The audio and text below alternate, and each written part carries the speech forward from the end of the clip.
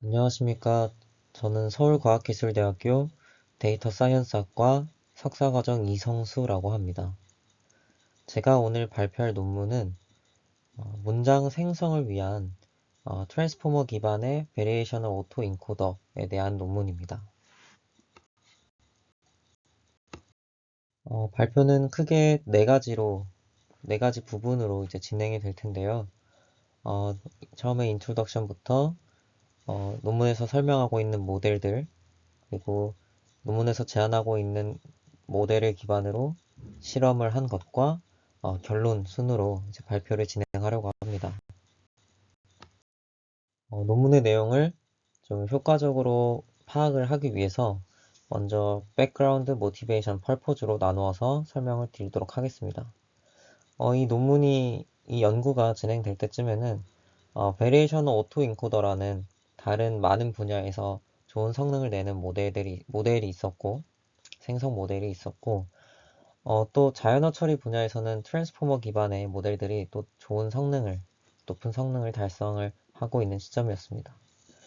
모티베이션으로 기존의 VA는 다른 태스크에서는 굉장히 좋은 성능을 내지만 비교적 자연어 처리 분야에서는 성능이 비교적 낮았고 그 부분이 완전히 개발되지 않았습니다. 그래서 기존의 자연어에 적용된 VA는 모두 RNN 기반이었는데 이 RNN 기반의 VA는 이 하이레벨 피처의 리프레젠테이션을 잘 포착하지 못한다는 한계점을 가지고 있습니다. 그래서 이 연구는 내추럴 랭귀지, 즉 자연어 분야의 이 텍스트 제너레이션을 하기 위한 새로운 VAE를 제시하는 것이 목적입니다. 논문에서 제안하고 있는 모델을 파악하기 위해서는 기본적인 몇 가지 모델을 이해할 필요가 있는데요. 그 부분에 대해서 설명을 드리도록 하겠습니다. 먼저 기본적인 베리에이셔널 오토 인코더에 대한 아키텍처에 대한 설명입니다. 왼쪽 그림은 논문에서 제시하고 있는 그림이고 오른쪽은 제가 이해를 돕기 위해서 좀 잘 표현되어 있는 그림을 가져왔습니다. 베리에이셔널 오토 인코더를 크게 세 가지 부분으로 나눌 수 있는데 일단 첫 번째로 인코더 부분이고 이 인코더는 인풋 데이터를 이제 레이턴트 스페이스로 인코딩하는 역할을 하는 부분이라고 이해하시면 될 것 같습니다. 이 과정에서 레이턴트 스페이스의 분포를 파악하기 위해서 필요한 평균과 분산을 추정을 하고 이 값을 이용해서 레이턴트 스페이스의 분포를 정의합니다. 근데 여기서 필요한 것이 리파라미터라이제이션 트릭인데 바로 이 평균과 분산을 써서 분포를 정의하는 것이 아닌 사전에 정의된 분포에서 샘플링을 통해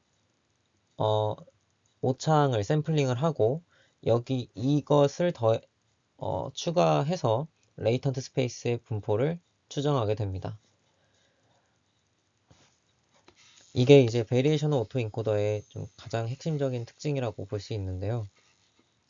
이렇게 추정된 레이턴트 스페이스를 다시 디코더 부분에 인풋으로 넣어서 다시 리컨스트럭처를 하는 것으로 이제 세 가지로 이해하시면 될 것 같습니다.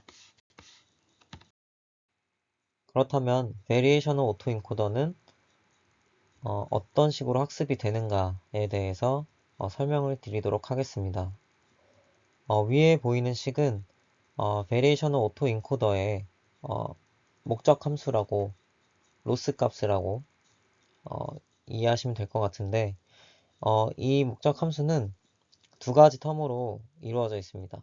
일단 첫 번째는 Reconstruction Loss 이고 인풋 데이터와 아웃풋 데이터의 차이를 이제 최소화하는 식으로 학습이 됩니다. 두 번째 텀은 사전에 정의된 기본적으로 정규 분포를 사용을 하고 있는데 이런 정규 분포와 레이턴트 스페이스의 분포의 차이를 최소화하는 방향으로 학습이 됩니다. 어, 기본적으로 이 식을 이제 맥시마이즈 하는 방향으로 학습을 해야 하지만 기본적인 딥러닝 알고리즘 설계상 미니마이즈 문제로 변환을 해야 하기 때문에 최종적으로 아래 식으로 변환을 해서 이제 학습을 한다고 이해하시면 될 것 같습니다. 다음은 셀프 어텐션 메커니즘에 대해서 설명을 드리도록 하겠습니다. 셀프 어텐션을 알기 위해서는 어텐션에 대해서 먼저 알아야 되는데 이 어텐션 메커니즘은 시퀀스 작업에서 사용되는 모델에서 좀 어느 부분에 집중을 할 것인지 이 단어 간의 관계를 좀 파악을 할 수 있게 하는 방법이라고 이해하시면 될 것 같습니다. 어텐션을 연산하는 방법은 좀 간략하게 말씀드리자면 크게 세 가지로 나눠지는데 쿼리, 키, 밸류로 나눠집니다. 일단 쿼리와 키의 유사도를 계산을 해서 이를 이제 소프트맥스 함수를 통과시켜서 확률 분포로 만든 후에 여기에 이제 value를 곱해서 가중합을 만든 것이 이제 attention 함수의 최종 아웃풋이라고 간략하게 이해하시면 될 것 같습니다. 이 과정으로 이제 단어 간의 이러한 관계를 좀 더 파악할 수 있게 하고 셀프 어텐션 메커니즘은 동일한 시퀀스 내에 단어 간의 관계를 계산할 수 있게 하는 어텐션 메커니즘이라고 이해하시면 될 것 같습니다. 그렇다면 멀티헤드 어텐션은 무엇이냐? 어텐션의 이런 아웃풋을 헤드라고 할 수 있는데 각 헤드의 이런 값을 컨캣을 해서 웨이트를 곱해서 사용을 하는 것이 이제 멀티헤드 어텐션이라고 이해하시면 될 것 같습니다. 이 부분은 이제 트랜스포머에 대한 부분인데 이 부분은 좀 워낙 내용이 많고 좀 어렵기도 하기 때문에 따로 한번 강의나 교재를 한번 참고해서 공부해 보시는 것을 권장드립니다. 다음으로 설명드릴 부분은 트랜스포머의 기반의 VAE입니다. 이 모델은 논문에서 제안하고 있는 모델이라고 이제 일단 설명을 드릴 수 있을 것 같은데요. 오른쪽 그림을 보시면 트랜스포머와 이제 VAE를 결합한 구조로 이루어져 있다는 것을 확인할 수 있습니다. 여기서 이 트랜스포머와 이제 VAE를 결합한 이유는 이제 VAE는 다른 태스크에 비해서 자연어 처리 태스크에는 성능이 안 나왔는데 기존 모델에 대해서 안 나왔는데 자연어 처리에서 굉장히 좋은 성능을 내고 있는 이 트랜스포머와 결합을 한다면 이 자연어 처리 부분에서도 VAE의 성능이 잘 나오지 않을까에 대해서 보로치를 한 연구라고 이해하시면 될 것 같습니다. 이 그림은 보시는 것 같이 트랜스포머와 구조를 전반적으로 따르고 있는데 기존의 트랜스포머와 구조와 다른 점이 몇 가지 있습니다. 일단 첫 번째로 디코더 부분에 인코더, 디코더, 어텐션 레이어가 제거된 것을 확인할 수 있는데 먼저 인코더, 디코더, 어텐션 레이어에 대해서 간단히 말씀드리자면 이 부분은 이제 인코더에서 기존의 어텐션 연산으로 인해서 이제 시퀀스 내에 그러한 정보들을 계산이 됐는데 이 정보를 가져다 쓰는 레이어라고 이해하시면 될 것 같습니다. 반면에 이 모델에서는 이 부분이 제거가 됐는데 이는 이제 새로운 샘플 생성이 목적이기 때문에 기존 정보를 사용하지 않는 것이 바람직하다고 생각을 해서 아마 이렇게 구조를 짠 것 같습니다. 두 번째는 마지막 레이어에 LSTM 레이어를 추가했다는 것인데요. 앞에서 말씀드렸다시피 인코더, 디코더 레이어를 인코더, 디코더, 어텐션 레이어를 제거한 것을 이제 보완하기 위해서 추가했다고 이해하시면 될 것 같습니다. 다른 부분은 이제 VA와 동일하게 학습이 된다고 이해하시면 될 것 같습니다.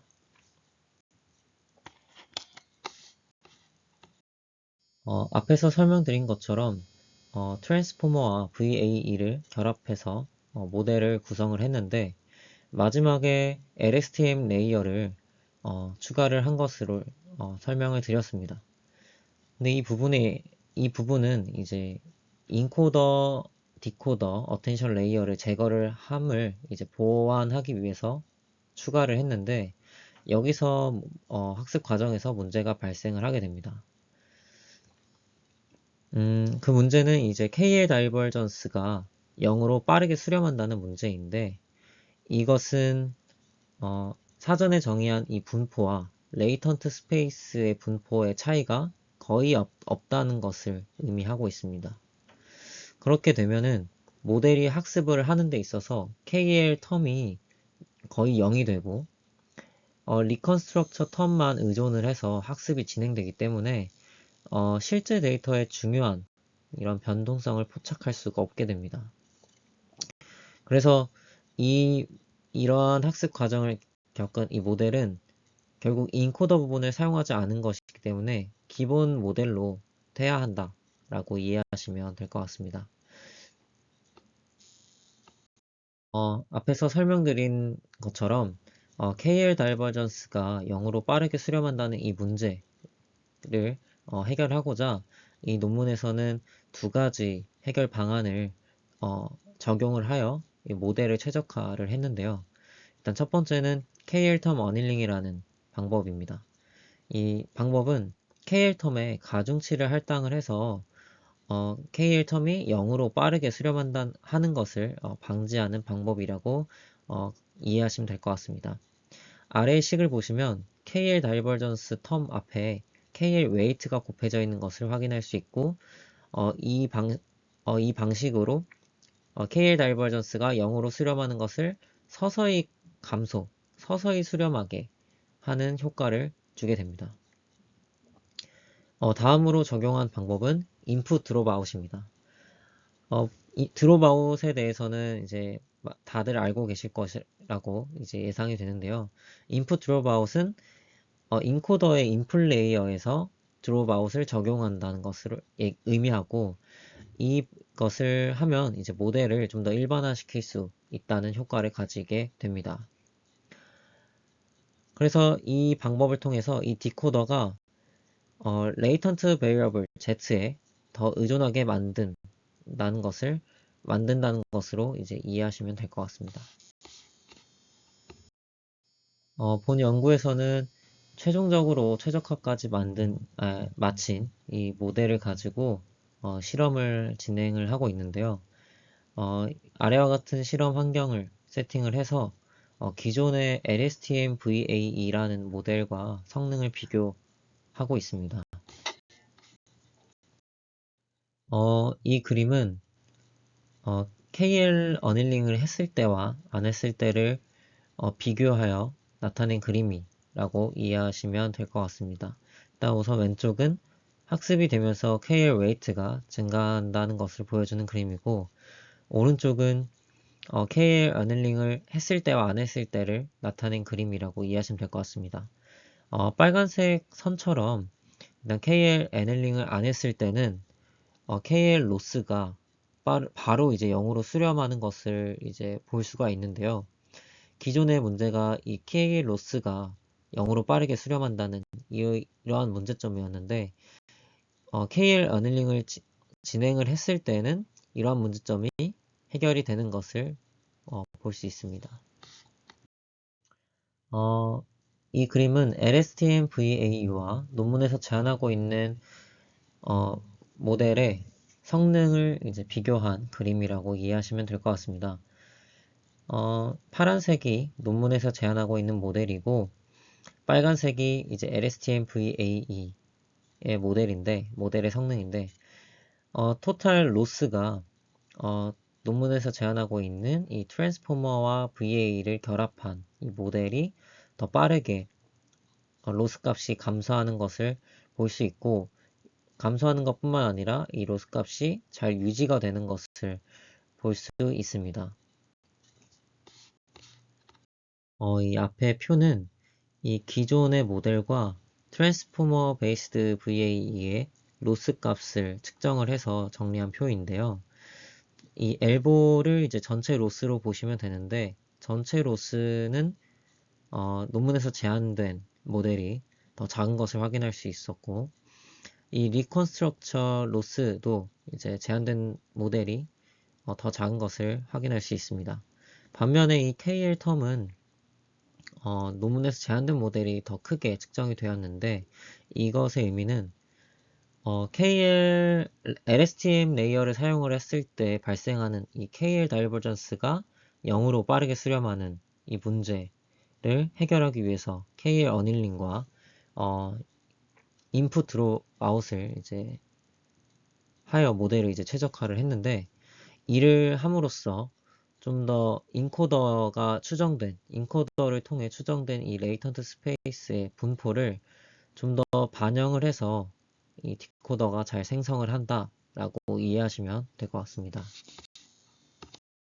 이제 센텐스 제너레이션을 한 결과를 이제 비교를 한 것을 정리해 놓은 표인데요. 이 테스트는 인코더는 사용하지 않고 학습된 이 디코더 부분에 이 전기분포에서 샘플링된 이 벡터를 디코더에 투영을 해서 생성 능력을 테스트한 결과입니다. LSTM VAE는 뭔가 알 수 없는 이런 문자와 뭐 의미가 없는 말들이 많이 보이는 것을 확인할 수 있는데, 반면에 논문에서 제안하고 있는 모델은 비교적 상대적으로 의미가 있고 좀 일관성이 있는 것으로 확인이 되었습니다. 다음은 이제 레이턴트 스페이스에서 이제 선형 보관에 대한 부분에 대한 이제 결과를 이제 비교를 한 것인데, 우선 이제 VAE의 메인 포인트는 이제 높은 수준의 특징을 연속적으로 고차원 공간에 매핑을 하는 것이고, 여기서 리니어 인터폴레이션을 사용을 해서 두 점 사이의 의미적 분포를 관찰하는 것이 이제 VAE의 좀 핵심적인 포인트라고 할 수 있습니다. 그런 것을 봤을 때 이 아래 결과를 보시면 트랜스포머 베이스드 VAE가 레이턴트 벡터를 더 잘 활용을 하고 문장 간의 보관을 더 원활하게 수행하는 것을 확인할 수 있는 결과라고 이제 제시를 하고 있습니다. 결론 부분입니다. 먼저 본 연구는 센텐스 제너레이션을 위한 새로운 VAE 모델을 제안을 하고 있고, 기존 연구와 달리 자이너 처리 부분에서 좋은 성능을 내고 있는 트랜스포머 베이스의 구조를 제안을 하고 있고, 여기서도 발생하는 이러한 KL 텀 소실 문제를 KL 어닐링과 인풋 드롭아웃으로 해결을 하여서 모델을 최적화했다는 것이 본 연구의 컨트리뷰션이라고 할 수 있습니다. 반면에 리미테이션 부분인데, 한계점으로는 아마 VAE의 좀 기본적인 한계점으로 제시할 수 있을 것 같은데요. 인풋 데이터의 분포, 즉 레이턴트 스페이스의 분포와 사전 분포와의 차이를 최소화시키는 방향으로 학습이 되는데, 이 과정에서 실제 인풋 데이터의 분포와 이러한 실제적인 특징이 왜곡되지는 않을까라는 좀 한계점이 있지 않을까라는 생각을 해봤습니다. 향후 방향으로는 이 연구에서는 지금 문장 레벨에 생성을 하고 있지만, 이후에는 좀 문단 레벨로 늘려서 좀 더 많은 양의 텍스트를 생성을 할 수 있다라는 것을 향후 연구 방향으로 제시하고 있습니다. 이상으로 논문 리뷰 발표를 마치도록 하겠습니다. 들어주셔서 감사합니다.